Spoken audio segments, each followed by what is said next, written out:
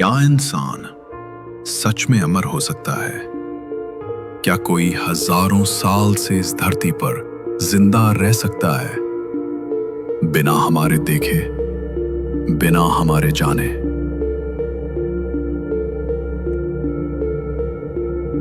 भारत के शास्त्र कहते हैं, हाँ, क्या आप जानते हैं भारत में 7 ऐसे महान पात्र हैं जो आज भी अमर माने जाते हैं। इन्हें कहते हैं चिरंजीवी, जो काल से परे हैं और धर्म के रक्षक हैं। हमारी ही दुनिया में, हमारी ही नजरों से छुपे हुए।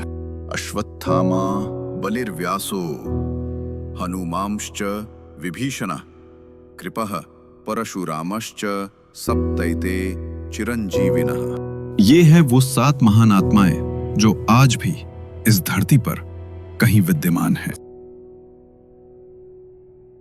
अश्वत्थामा गुरु द्रोणाचार्य के पुत्र, उन्होंने महाभारत युद्ध की समाप्ति के उपरांत ब्रह्मास्त्र का उपयोग किया और शापित हुए। माना जाता है आज भी वे पृथ्वी पर भटक रहे हैं। राजा बलि, दैत्यराज बलि दानवीरता के लिए जाने जाते हैं। इन्होंने भगवान विष्णु के वामन अवतार को 3 पग भूमि में पृथ्वी, स्वर्ग और अपना मस्तक समर्पित किया। कहते हैं वो आज भी पाताल लोक में विराजित हैं। महर्षि व्यास, जिन्होंने महाभारत और वेदों का संकलन किया, ज्ञान के अमर स्तंभ, वो आज भी ध्यान में लीन माने जाते हैं।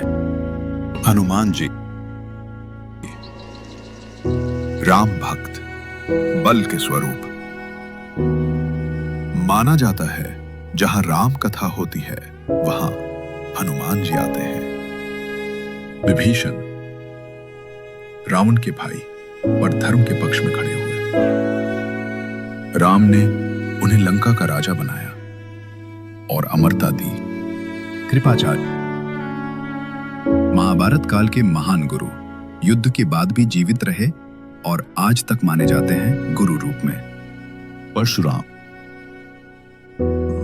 विष्णु जी के 6ठे अवतार, आज भी वो जीवित हैं और कलयुग में भगवान विष्णु के 10वें अवतार कल्कि के गुरु के रूप में महत्वपूर्ण भूमिका निभाएंगे। इनमें से किसी ने तप किया, किसी ने ज्ञान का प्रकाश फैलाया, किसी ने सत्य का साथ दिया, किसी ने सेवा की। इन्होंने जीवन को किसी व्यक्तिगत लाभ से नहीं, बल्कि धर्म, त्याग और उद्देश्य से जिया। कहा जाता है सप्त चिरंजीवियों के साथ ही 8वें चिरंजीवी हैं ऋषि मार्कंडेय। सप्तैतान संस्मरे नित्यम मार्कंडेय मथाष्टमम जीवेत वर्षशतम सोपि सर्वव्याधि विवर्जित। इसका अर्थ है कि अश्वत्थामा, बलि, व्यास, हनुमान, विभीषण, कृपाचार्य, परशुराम और मार्कंडेय ऋषि का नित्य स्मरण करने से व्यक्ति 100 वर्ष तक स्वस्थ और रोग मुक्त जीवन जीता है। ऋषि मार्कंडेय 8वें चिरंजीवी हैं। ऋषि मार्कंडेय अल्पायु थे। उन्होंने महामृत्युंजय मंत्र की रचना की और तप करके शिवजी को प्रसन्न किया। शिवजी के वर से वे चिरंजीवी हो गए। चिरंजीवी कोई रहस्य नहीं, वे चेतना है जो समय से नहीं, धर्म से बने।